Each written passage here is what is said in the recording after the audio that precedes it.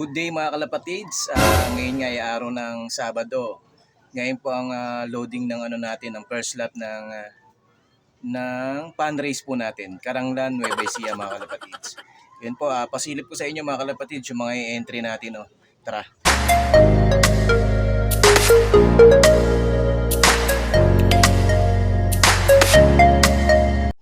Ayan guys, wala naman tayong ibang i-entry kundi si 55 lang. Ayan po.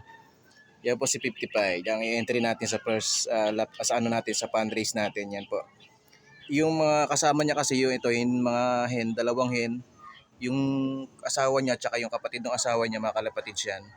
Cancel nga yung first lap ng ng pan race. Next week pa. Matutuloy. Kaya ngayon si 55 tuloy ang laban nila ngayon mga kalapatids. Pinag-iisipan nga natin kung itatagos natin siya ng OB. Kasi sigurado YB na siya kasi naka-YB to mga kalapatids. Kaya pinag-iisipan ko kung itatagos natin siya ng OB.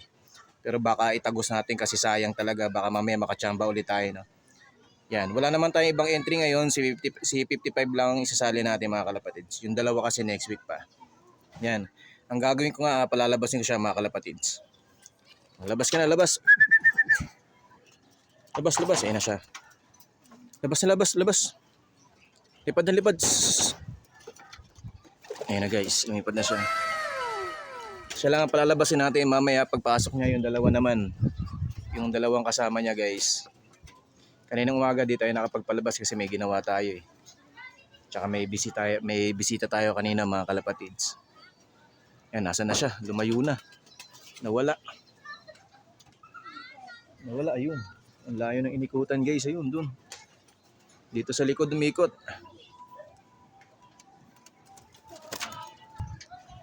Guys, ito na si 55 yan, no. Yun.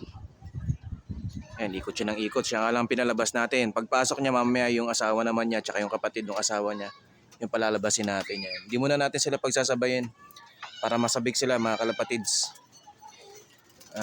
Ganyan ang gagawin natin, diskarte and show.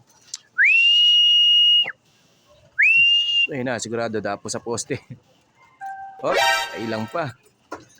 Yan na guys, umikot ulit. Sigurado dapo na yan sa poste mga kalapatids. Yan na po. Yan. Ang gagawin natin, pababain na natin siya para yung asawa naman niya yung palalabasin natin guys. Yan yung mapapansin niyo mga kalapatids, dito ko muna nilagay yung mga babae, no, sa taas sa fly pen. Kasi nga para maiwasan muna natin maglandi-landi sila ron sa loob. Kasi pag nandun sila sa loob, nag-aaway-away sila eh. Nag-aagawan sila ng asawa, ng barako. Kala mo mauubusan tong mga to. Kaya ang ginawa natin, hiniwalay ko muna sila para masabik din sila sa mga pares nila. No? Yan. Diyan muna sila yan guys. Oh. Makalabati natin yan. Ayan guys, pababain ko lang si 55. Ayun, para at least bumaba na mapalabas na rin natin yung mga kasama niya. Guys, ito na si 55. Oh, pasok na. Pasok. Pasok.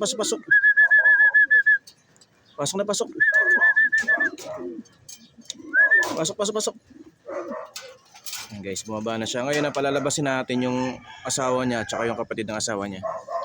Nasaraduhan ko lang ito mga kalapatids. Saraduhan muna natin to baka kasi pumasok bigla yung dalawa. Yan. Tapos bubuksan na natin to para lumabas na sila. Labas.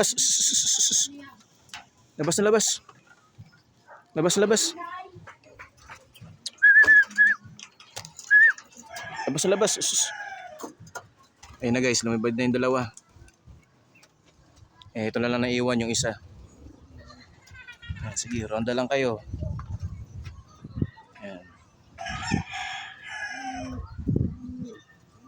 Ayan mga kalapatids. Hindi nga ako nakapagpalabas kaninang umaga kaya ngayon ko sila binabatak. Wala rin naman tayong time mga kalapatids magtos, no. Buti yung iba may time magtos, tayo wala. Di tayo nakakapag-toss mga kalapatids. Mas lamang kasi mga kalapatids yung nakakapag-toss tayo. Ayan mga kalapatids, pumasok na po yung isa, no? Yung isa nandun pa sa labas. Ngayon habang hinihintay natin pumasok yung isa, bubunutin na natin mga kalapatids yung pakpak nito. Yung dalawang dulo, magkabila ang pakpak tsaka ito. Yan. Kasi pinediring ko nga sila mga kalapatids. Pinasingo ko na yung pakpak nila noong nakaraan. Mahigit 1 linggo na nga ito, kaya ngayon bubunutin na natin. Tapos maya maya pag nabunot na natin, magpapakain na ako. Maaga rin ako magpapakain ngayon mga kalapatids. Tara mga kalapatids, bubunutin ko lang yung mga pakpak nila. Ayan guys, uunahin natin yung hen. Ito unahin natin bunutan mga kalapatids. Tingnan natin kung madali na bunutin, no? Kasi pinasingaw ko na to. Ayan mga kalapatids, ito yung dalawang dulo yan, no? Ayan guys. Yan, madali na bunutin guys. Tsaka yan, no, tingnan nyo. Halos wala na siyang singaw na talaga siya. Ayan mga kalapatids. Yung isa naman.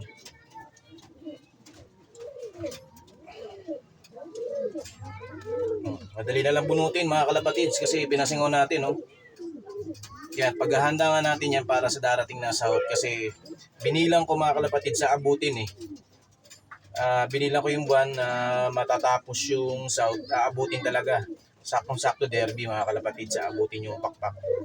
Kaya ang ginawa ko, inano ko na.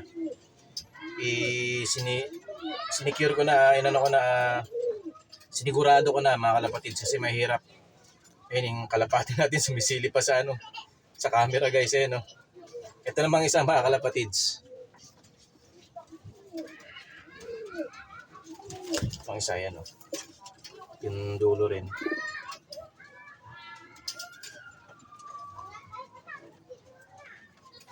Madali na lang bunutin. Napakadali na lang bunutin mga kalapatids pag nakasingaw talaga ng maganda. Yan, no. Madali na lang po. Yan. Yan guys, ito na yung kak.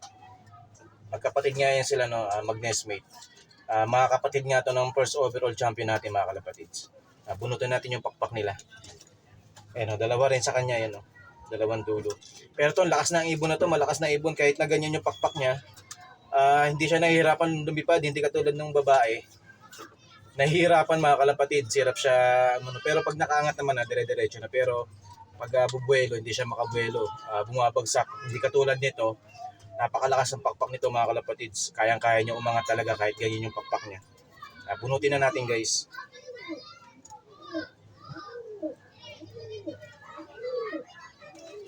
Dali na lang. Isa. Yan, no. Ito medyo matigas.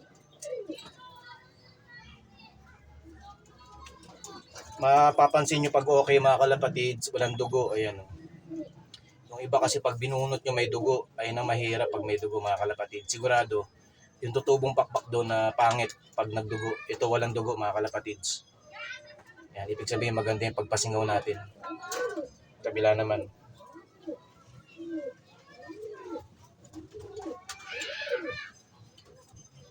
Madali na lang. Ayan, no. Okay na guys. Bunot na natin yung mga pakpak. Ewan ko lang kung makalipad pa to.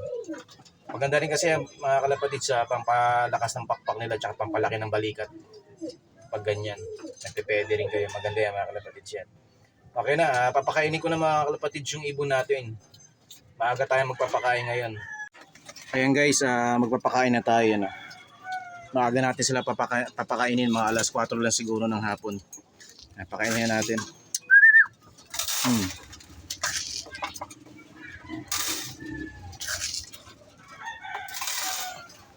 Ito nga mga kalapatids, yung dalawang to, Pangasinan ng bitaw.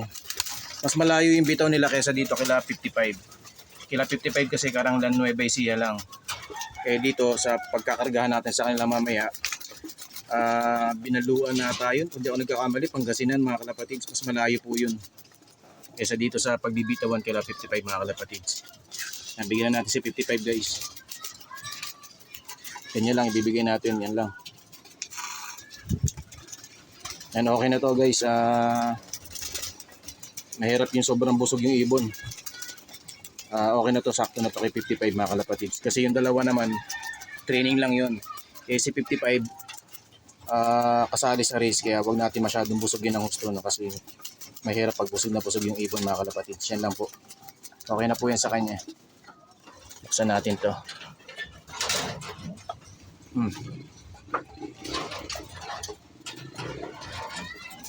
Yan mga kalapatids. Okay na sa kanya yung ganyang karami. Mahirap pag sobrang busog yung ibon. Yan mga kalapatids. Ganyan lang po ginagawa natin, no? Sa mga ibon natin, guys. Yan. Nawa pala rin tayo ngayong fundraise. Baklak si 55 sa first lap na bukas. Abangan nyo guys yung video natin bukas, no? Samahan nyo ako sa pag-aabang natin sa mga ibon natin. Yan po. Patuloy nyo suportahan mga kalapatids ang aking YouTube channel, aking Facebook page mga kalapatids. Suportahan nyo rin po. Maraming salamat po. Patuloy ho tayong mag-iingat mga kalapatids. Dito ko na muna tatapusin itong hanggang dito na lang muna guys yung video natin, no? Dito ko na po tatapusin. Patuloy tayong mag-iingat. God bless po sa ating lahat mga kalapatids. Happy flying po.